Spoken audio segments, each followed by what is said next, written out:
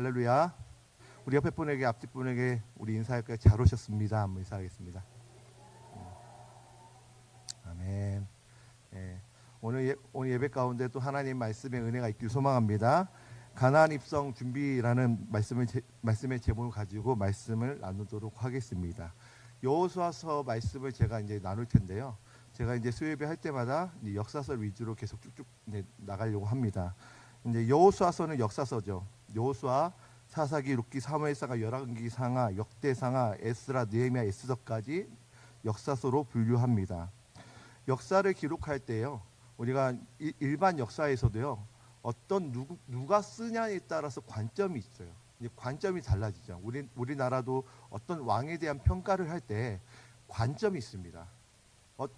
보통 일반 사람들이 역사를 평가할 때는 이 사람은 정말 악한 왕인데, 어떤 사람은 그래도 이 사람은 이렇게 할 수밖에 없는 상황이다라고 하면서 뭔가 이제 가스라이팅이라고 하죠. 이제 그렇게 약간 뭐랄까 그럴 수밖에 없는 상황을 포장하면서 쓰는 역사학자들도 있습니다. 그러니까 역사학자들마다 관점이 좀 다르죠. 성경에도 관점이 있습니다. 성경에 있는 역사서 대부분은 선지자나 또 선지자급에 있는 사람들이 저자가 되어서 기록을 하였습니다. 역사서에 어떤 인물을 평가할 때요, 어떤 기준을 가지고 평가합니다. 관점을 가지고 평가하죠. 그 기준이 무엇일까요? 바로 우리가 이제 여호수아 전에 창세기, 출애굽기, 레위기, 민수기, 신명기 이 모세오경을 기준으로 가지고 평가를 합니다. 이 모세오경을 기준으로 어떤 왕은 선한 왕, 어떤 왕은 악한 왕으로 분류를 하죠. 제가 여러분들 질문할게요. 솔로몬은 악한 왕일까요? 선한 왕일까요? 성경은 어떻게 기록하고 있을까요? 지혜로운 왕, 지혜로운 왕이죠. 근데 신명기 관점에서 따르면요, 솔로몬은 악한 왕입니다.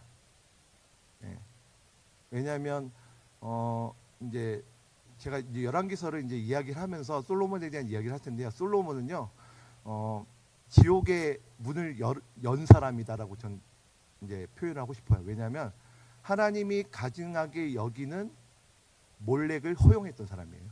그러니까 몰렉의 제사를 드렸는지 모르겠지만 하나님이 정말 가증하게 여기는 그 몰렉의 제사를 이스라엘 땅 가운데 허용했던 사람입니다. 그러니까 이제 물론 솔로몬이 좋은 일도 한 거 있지만은 그럼에도 불구하고 나라 전체적으로 좀 하나님의 그 선민의 어떤 나라에 의해서는 굉장히 악한 왕이라고 평가를 하죠. 그러니까 열왕기서는 선지자적 관점으로 이제 솔로몬을 그렇게 좋게 보진 않습니다. 어쨌든 간에 이제 성경을 어떤 역사서를 평가를 할 때요, 모세오경을 가지고 평가를 하죠. 근데 이 모세오경을 가지고 평가하는 사람들이 있었는데 바로 선지자나 제사장입니다. 대표적으로 우리 열왕기상하, 역대상하, 열왕기서, 역대기서를 이야기를 하는데 역사는 비슷합니다. 역사 이야기는 비슷하지만 차이점이 분명히 있습니다. 열왕기서는 뭔가 부정적인 이야기를 많이 합니다. 열왕기서는요, 선지자가 썼기 때문에 선지자가 쓴 선지적 관점을 뭐라고 얘기하냐면 신명기적 관점이다라고 표현합니다. 이런 거예요. 말로 표현한다면 너 그렇게 살면 망한다. 돌아와라. 그렇게 살지 마. 죄를 지적해요. 죄를 지적하는 이야기가 많이 나와 있습니다. 그러니까 죄를 지적하는 이야기가 많이 나와 있기 때문에 그 죄의 기준이 무엇일까요? 바로 신명기입니다. 그러니까 선지자들은 신명기적 관점을 가지고 역사를 평가하고 어떤 왕에 대해서 평가를 합니다. 반대로 역대상하는 좀 다릅니다. 역대상하는 레위기적 관점을 갖고 있어요. 제사장적 관점을 갖고 있습니다. 열왕기서는 물론 왕에 대한 이야기지만 좀 보이지 않게 활동하는 부류들이 있는데 바로 선지자예요. 근데 역대기는 열왕기에 비해서 선지자들은 많이 등장하진 않지만 제사장들의 활동이 많이 드러나 있습니다. 그리고 제사장적 관점으로 이야기하는데 이런 관점입니다. 그렇기 때문에 우리는 회복할 수 있다. 이런 관점이에요. 우리는 회복할 수 있다라는 관점을 가지고 역대기서를 그렇게 기록하였습니다. 그러니까 제사장적 관점이죠. 그러니까 역대기서와 열왕기서는 역사적 관점이 좀 다릅니다. 열왕기서는 선지자가 썼어요. 예레미야가 썼다라고 이야기합니다. 예레미야는 선지자적 관점으로, 신명기적 관점으로 어떤 인물을 평가하면서 역사를 기록했죠. 근데 역대기는 좀 다릅니다. 역대기는 에스라가 썼다고 이야기하죠. 에스라는 제사장 가문입니다. 제사장적 관점에서, 그렇기 때문에 우리는 회복할 수 있다라는 관점에서 쓰였기 때문에, 열왕기서에는 부정적인 이야기만 쓰여졌지만 역대기서에는 그래도 열왕기에서 악한 왕이라고 분류했던 사람들이 그래 긍정적인 부분을 많이 썼어요. 그렇기 때문에 좀 다른 관점이 있습니다. 그러니까 누가 쓰냐에 따라서 똑같은 역사도 다른 관점에서 쓸 수 있다라는 것입니다. 여호수아서도 역사서입니다. 여호수아서를 제가 이제 주제별로 이제 이야기할 텐데요. 여호수아와 비교할 때 또 사사기와 비교할 수밖에 없었죠. 여호수아는 좀 밝은 면이 있습니다. 순종의 결과에 대한 기록이죠. 사사기는 좀 어둡습니다. 사사기의 주제는 이스라엘이 자기 소견에 옳은 대로 행하였다. 이 말씀이 주제 말씀으로서 사사기 전체는 굉장히 어둡습니다. 하나님의 언약을 배반하고 배반의 역사가 반복되는 이제 역사가 바로 사사기죠. 심지어 사사들도 하나님의 말씀을 제대로 알지 못한 부분들이 많이 나와 있는 것이 바로 사사기입니다. 그 어두운 부분을 또 밝은 면에 비추는 역사서가 있습니다. 무엇이냐면 룻기입니다. 제가 사사기를 다루면서 룻기를 이야기할 텐데요. 룻기는 정말 하나님이 예상할 수 없는 방법으로 일하시는 통로라고 말씀드리고 싶습니다. 왜냐하면 사사기 자체는 굉장히 어렵습니다. 제사장도 타락했고 레위기도 타락했습니다. 그 속에서 하나님을 알지 못하는 시대에 밝은 부분을 비춰주는데 바로 룻기입니다. 룻기가 언제 쓰여졌냐면 언제 시대의 이야기냐면 사사시대의 이야기입니다. 그렇기 때문에 그런 역사적 관점을 통해서 우리가 하나님께서 어떻게 일하고 계시는가 발견할 수 있는 책이 바로 역사서입니다. 우리도 이 역사서의 이야기를 보면서 우리의 삶 가운데서 적용할 수 있습니다. 우리도 살다 보면요, 하나님이 없는 것 같은 그런 상황 가운데 있죠. 근데 진짜 하나님이 없나요? 하나님이 살아계십니다. 우리의 느낌만, 우리의 상황만 하나님이 안 계신 것처럼 느끼는 것뿐이지, 우리 보이지 않게 하나님은 여전히 일하고 계십니다. 어제도 오늘도 앞으로 여전히 일하시죠. 마치 사사기는 굉장히 어둡고 하나님이 정말 안 계신 것 같은, 그럼에도 불구하고 사사를 통해서 부족하지만 사사를 통해서 일하셨지만, 그럼에도 불구하고 하나님은 보이지 않게 일하셨던 것처럼 우리가 느끼지 않게 예상할 수 없는 방법으로 일하신 것을 우리가 볼 수가 있습니다.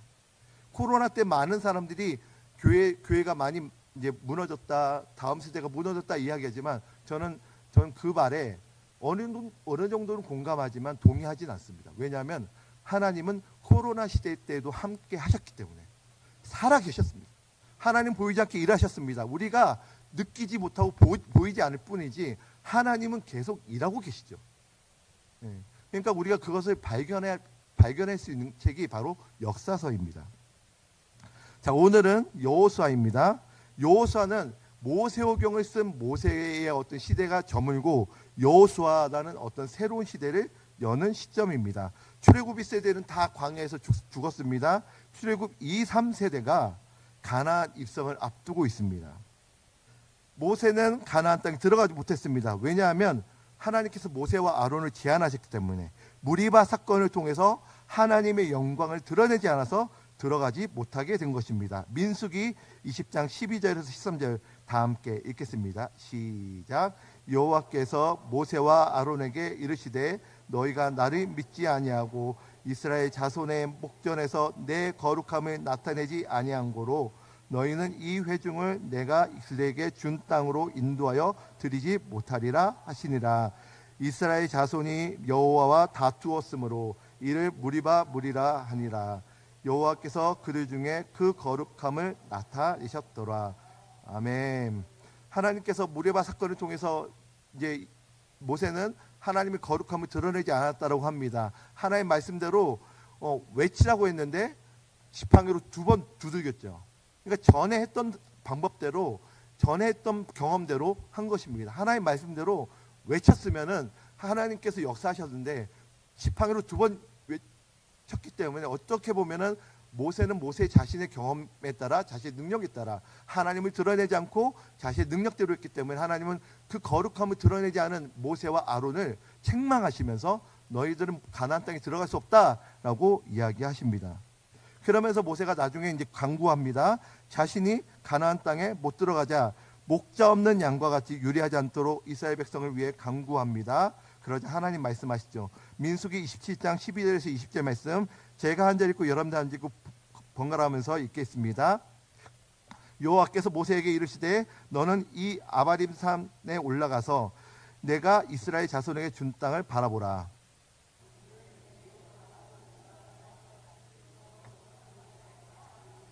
이는 신광야에서 회중이 분쟁할 때에 너희가 내 명령을 거역하고 그 물가에서 내 거룩함을 그들의 목전에 나타내지 아니하였음이니라. 이 물은 신광야 가데스의 무리바 물이니라. 여호와 모든 육체의 생명의 하나님이시여, 원하건대 한 사람을 이 회중 위에 세워서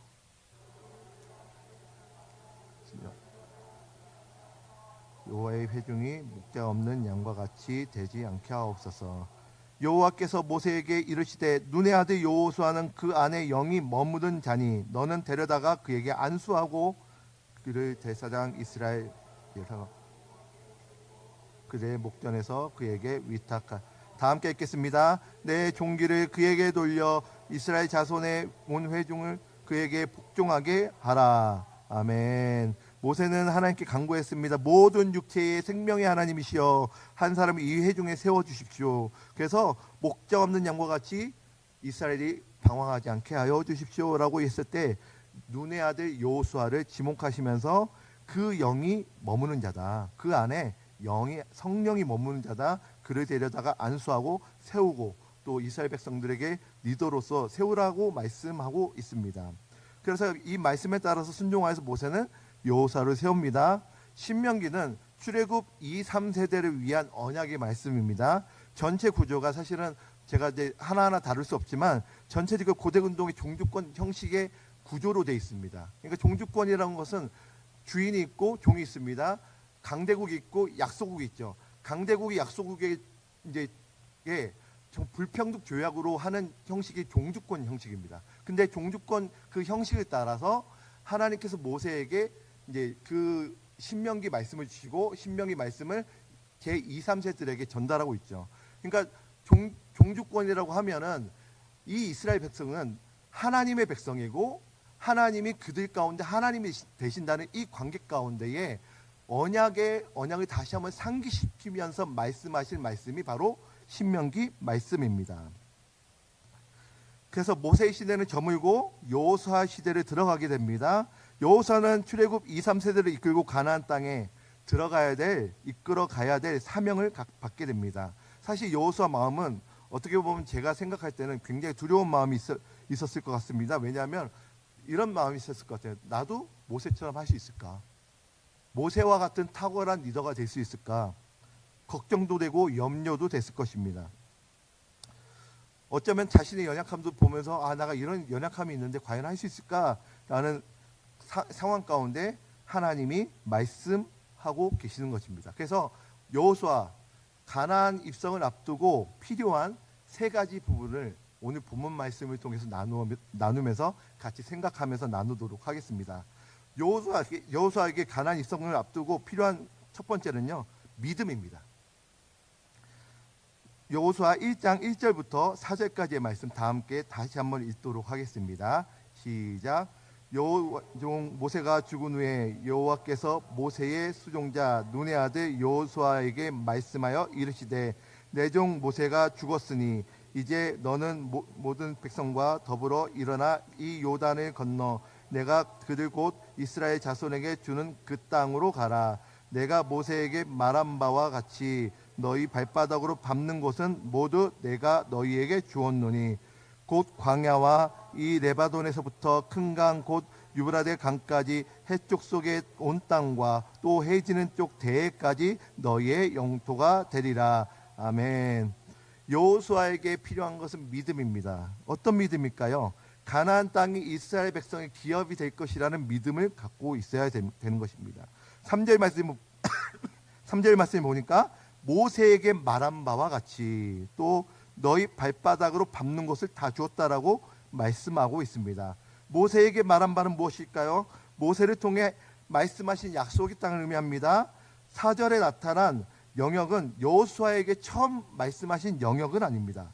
아브라함 때부터 말씀하셨습니다. 아브라함이 햇불 언약을 통해서 말씀하신 그 영역을 말씀하시는데 또 창세기 15장 18절에서 21절 말씀 우리 다 함께 읽도록 하겠습니다. 시작.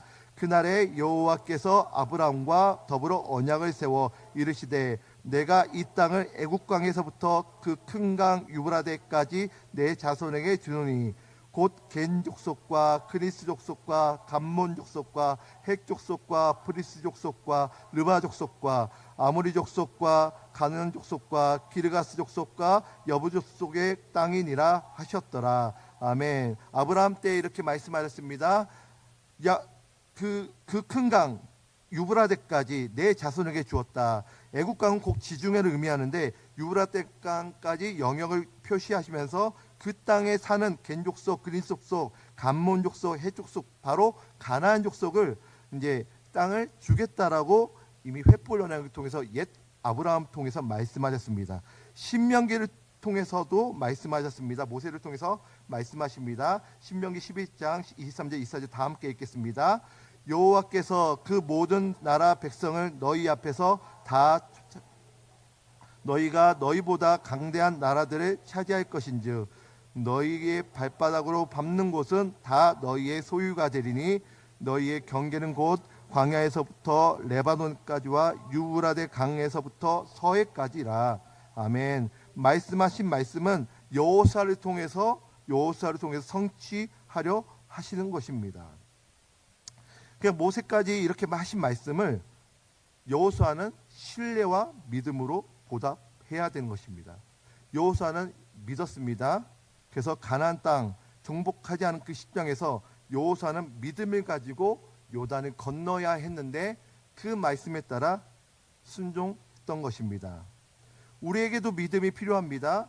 여러분 매주 예배 드릴 때마다 들려지는 하나님의 말씀 반드시 성취될 것이라는 신뢰와 믿음이 있어야 될 줄 믿습니다. 우리 예배를 드릴 때 여러분들이 어떤 마음으로 듣고 있는지 잘 모르겠습니다. 그러나 우리 안에 믿음이 있어야 됩니다. 하나님 말씀은 신실하게 역사하시는 신실하심이 있으십니다. 그렇기 때문에 우리는 그 하나님께서 주신 말씀을 믿고 순종하며 나아가야 될 줄 믿습니다.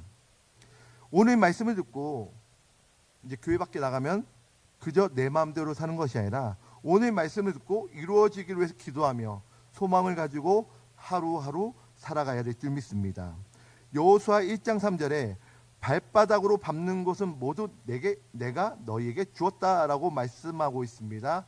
발은 곧 소유권을 의미합니다. 하나님은 모세에게 불타는 나무 가운데 부르실 때 내 신을 벗으라 소유권을 요구하시는 것이죠. 그리고 어떤 나라 족속을 정복할 때도 원수의 수장을 발로 밟습니다. 그것은 이제 정복되었고 그 나라는 내 것이다 라는 것입니다. 고대 근동의 땅을 거래할 때요, 이전의 주인과 새로운 주인이 어떤 행동을 취합니다. 그 행동이 뭐냐면 발로 밟는 거예요. 발로 밟음으로써 이 땅은 이제 내 땅이야 라는 표시를 했다라고 이제 고대 기록에 있습니다. 그렇다고 한다면 이 고대 근동의 문화를 생각하면서 3절 말씀 다시 한번 읽겠습니다. 시작. 내가 모세에게 말한 바와 같이 너희 발바닥으로 밟는 곳은 모두 내가 너희에게 주었노니. 이 말은 어떤 말씀일까요? 이 말씀은 어떤 말씀일까요? 가나안 땅 소유권에 대해서 하나님 자신이 확실히 증인이 되어 주시겠다는 말씀입니다. 확실하게 주겠다.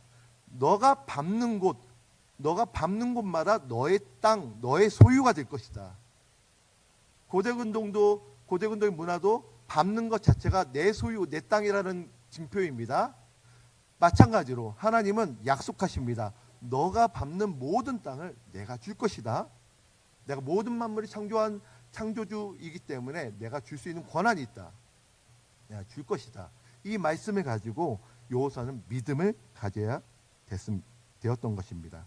여러분들도 여호수아와 같이 하나님의 말씀을 신뢰함으로 믿음으로 전진하며 나아가는 여러분들의 삶이 되길 축원합니다. 가나안 입성을 앞두고 필요한 두 번째는 담대함입니다. 여호수아에게는 담대함이 필요합니다. 5절 6절 말씀 다 함께 읽겠습니다. 시작. 내 평생에 너를 능히 대적할 자가 없으리니 내가 모세와 함께 있었던 것과 같이 너와 함께 있을 것임이라. 내가 너를 떠나지 아니하며 버리지 아니하리니 강하고 담대하라.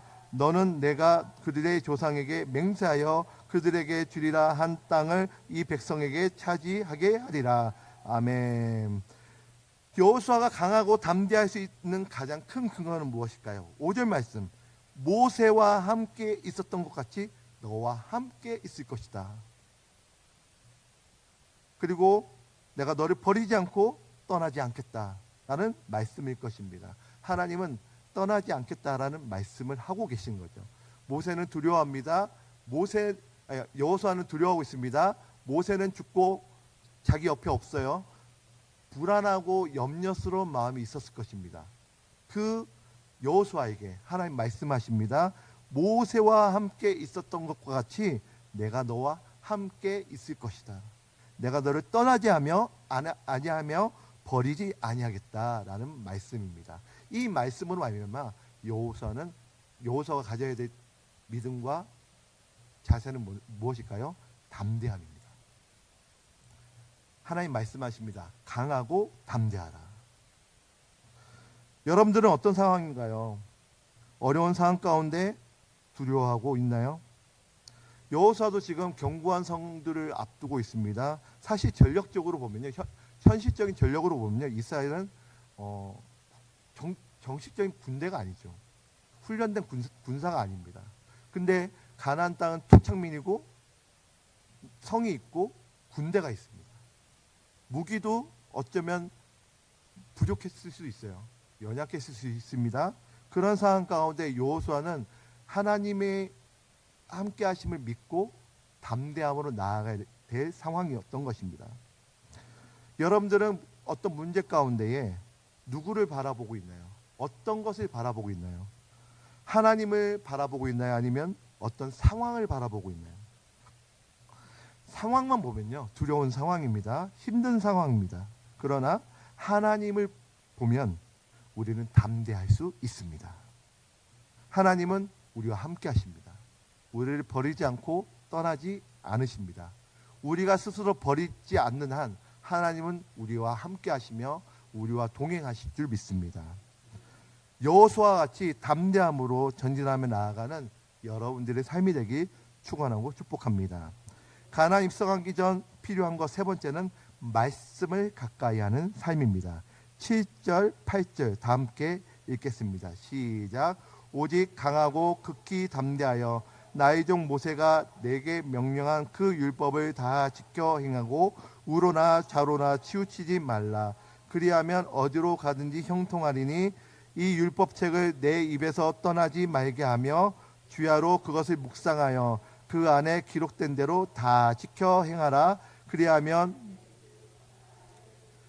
내가 형통하리라. 아멘. 7절 말씀에 율법을 다 지켜 행하라고 말씀하고 계십니다. 우로나 좌로나 치우치지 말라고 말씀하고 계십니다. 또한 율법책 곧 모세가 하나님께 받아 쓴 율법책을 입에서 떠나지 말게 하라고 말씀하고 계시죠. 주야로 그것을 묵상하고 기록된 대로 지켜 행하라고 말씀하고 계십니다. 우리가 말씀을 암송하고 읽고 묵상하는 목적이 무엇일까요? 지켜 행하는 것입니다. 다시 풀어서 얘기하면 말씀과 삶의 일치를 이루는 것이죠. 읽고 암송하고 말씀을 묵상하는데 삶에 적용이 되지 않으면 의미가 없습니다. 읽고 암송하고 묵상하는 그 결실이 무엇일까요? 삶입니다. 삶에서 결실이 나와야 되죠. 말씀은 우리 삶의 거울입니다. 말씀을 통해서 우리 자신을 돌아보고 말씀을 기준 삼아 말씀에서 벗어나 있다면 다시 말씀을 향하여 방향을 맞추어야 될 줄 믿습니다. 여호수아는 지금 말씀을 가까이 해야 될 상황입니다. 이유는 하나님의 말씀을 기억해야 하기 때문입니다. 하나님 말씀을 잠시라도 잊으면요, 하나님 말씀이 아닌 자기의 생각, 자기의 경험, 모세가 마치 무리바 사건 때 하나님께서 외치라고 했는데 자신의 경험에 따라 지팡이로 두들겼던 그런 행동이 나올 수 있기 때문에 하나님의 말씀을 반드시 기억해야 합니다. 사실 아까 전에 말씀드렸듯이 이스라엘 현실적인 전력은 가나안 견고한 성들, 군사들에 비해서 너무 연약합니다. 하나님을 의지할 수밖에 없는 상황입니다. 한시라도 하나님의 말씀을 벗어난다면, 교만한 마음 품는다면 바로 패배로 이어질 수밖에 없는 상황인 것입니다. 지도자는 하나님의 말씀을 가까이 해야 합니다. 세상에서 또 사업을 하시는 분이든 교회에서 직분자든 늘 말씀을 사모하고 가까이 해야 될 줄 믿습니다. 저는 개인적으로 기도하는 양보다 말씀을 가까이 하는 분량이 더 많아야 된다고 생각합니다. 이유는 기도만 하면 내가 원하는 기도만 할 수 있기 때문에. 저도 마찬가지입니다. 기도를 하다 보면요, 제가 원하는 기도만 하게 되죠. 근데 말씀을 읽고 기도하면 우리는 말씀에 의지해서 기도하게 되어 있죠. 우리 다른 종교와 다른 이교도의 기도의 차이는 무엇일까요? 다른 종교들은요, 자기가 원하는 기도하라고 하죠. 자기의 욕심을 따라 기도하라고 하죠. 그 증표가 나타나는, 그 표시가 나타나는 이제 시기가 언제일까요? 바로 고3 수능입니다. 고3 수능 때 부모님들 얼마나 간절한지, 엿을 붙이고 삼천배하고 막 얼마나 간절한지요. 그 기도 물론 간절함이 있지만 과연 하나님의 뜻에 합당한 신앙생활을 하는 것일까요? 아니라고 저는 생각합니다. 우리 기독교의 진정한 기도는요, 하나님의 뜻 안에서 기도하는 것입니다. 하나님 말씀을 의지해서 기도하는 것입니다. 근데 우리가 하나님 말씀 없이 하나님 말씀을 들었음에도 불구하고 끝나고 나서 우리가 기도할 때는 여전히 내 문제, 내 욕심을 따라 기도할 때가 종종 있습니다. 그러한 기도 물론 할 수 있습니다. 하나님은 우리의 소원, 우리의 마음 중심 깊숙이 계셔서 우리보다 우리를 더 잘하시기 때문에 하나님께서 분명히 우리의 기도를 들으시고 역사하십니다. 그러나 우리가 정말 기도가 무엇인가? 우리의 기도는 하나님의 말씀에 초점을 맞춰야 됩니다. 하나님 뜻 안에서 하나님의 뜻대로 기도하는 것이 바로 진정한 기도인 줄 믿습니다.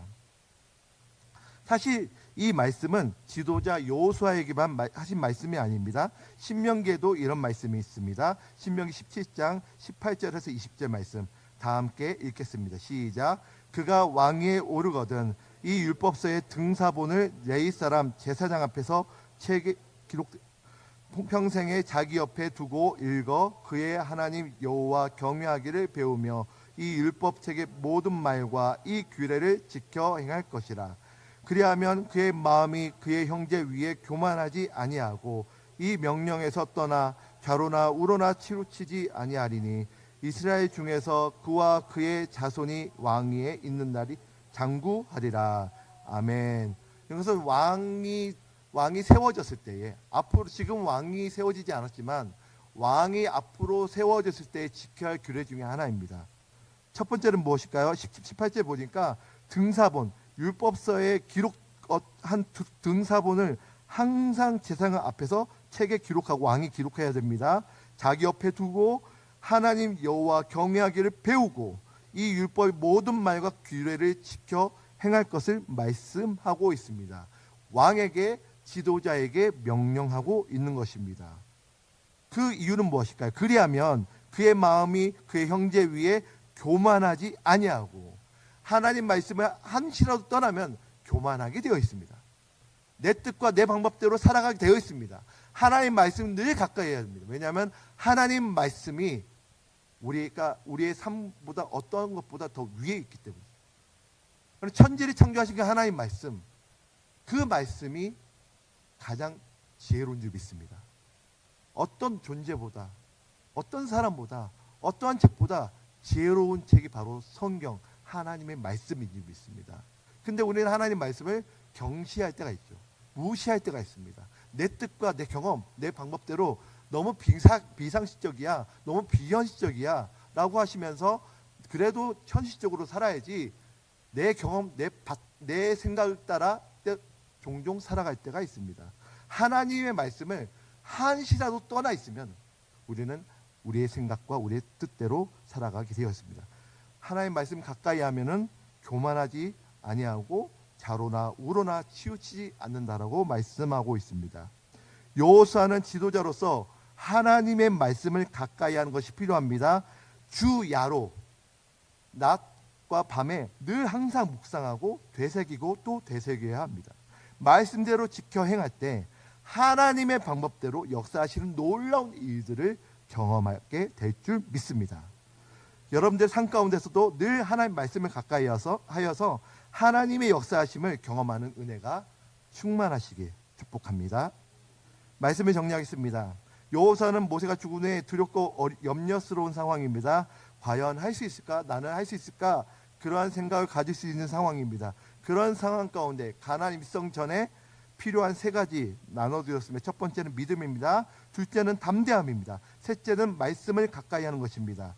여러분들의 삶 가운데서 필요한 것은 세 가지입니다. 믿음, 담대함, 하나님 말씀입니다. 믿음의 근거는 무엇일까요? 하나님 말씀입니다. 하나님께서 우리에게 약속하신 말씀이죠. 하나님께서 이루시고자 하는 말씀, 반드시 이루신다는 신실하신 하나님을 의지하며 나아갈 때에 하나님은 반드시 이루실 줄 믿습니다. 하나님 말씀을 근거로 믿음으로 나아가야 될 줄 믿습니다. 담대함입니다. 담대함은 하나님의 약속에 근거합니다. 하나님께서 함께 하신다고 약속하셨습니다. 떠나지도 버리지도 않겠다는 약속에 근거합니다. 우리의 삶 가운데서 늘 함께 하십니다. 믿음이 있는 그리스도인들에게 하나님 늘 동행하십니다. 우리의 느낌, 우리의 생각 때로는 우리의 상황 가운데, 어려운 상황 가운데 하나님이 안 계신 것 같지만 하나님 여전히 우리와 함께 계십니다. 믿음이 있어야죠. 믿음의 눈으로 바라볼 때는 하나님이 보이지만 현실의 눈으로 바라볼 때는 내 삶 가운데 덮쳐지는 풍랑과 파도가 더 크게 보이겠죠. 그러나 우리가 믿음의 눈으로 들어보면은 그 풍랑과 파도보다 더 크신 하나님이 계신 줄 믿습니다. 세 번째는 하나님 말씀을 가까이 하는 것입니다. 하나님 말씀을 읽고 묵상하고 암송하는 것이 중요합니다.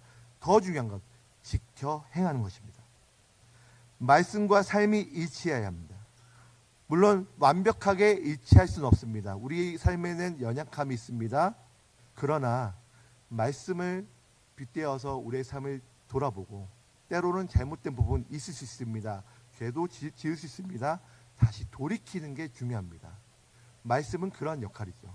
하나님 말씀 볼 때 우리의 모든 모난 부분들이 보일 수 있습니다. 말씀은 하나님의 거울입니다. 하나님 말씀의 거울입니다. 거울은 어떤 역할을 하나요? 밥을 먹고 하다 보면은 음식이 묻어 있죠. 거울로 확인할 수 있습니다. 그래야 지울 수 있죠. 마치 하나님 말씀은 그렇습니다.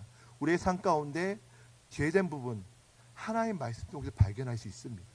우리의 연약한 부분 하나님 말씀 통해서 발견할 수 있습니다. 그럴 때 우리의 말씀을 적용하며 살아갈 때 하나님은 우리를 통해서 쓰시고 또 역사하실 줄 믿습니다. 말씀을 향하여 다시 방향을 맞추고 한 걸음 한 걸음 나아갈 때 하나님은 우리를 통하여 영광 받으실 줄 믿습니다. 그래서 믿음, 담대함, 하나님 말씀 가까이 함으로써 하나님의 풍성한 은혜를 경험하는 여러분들의 삶이 되길 축복합니다. 축원합니다.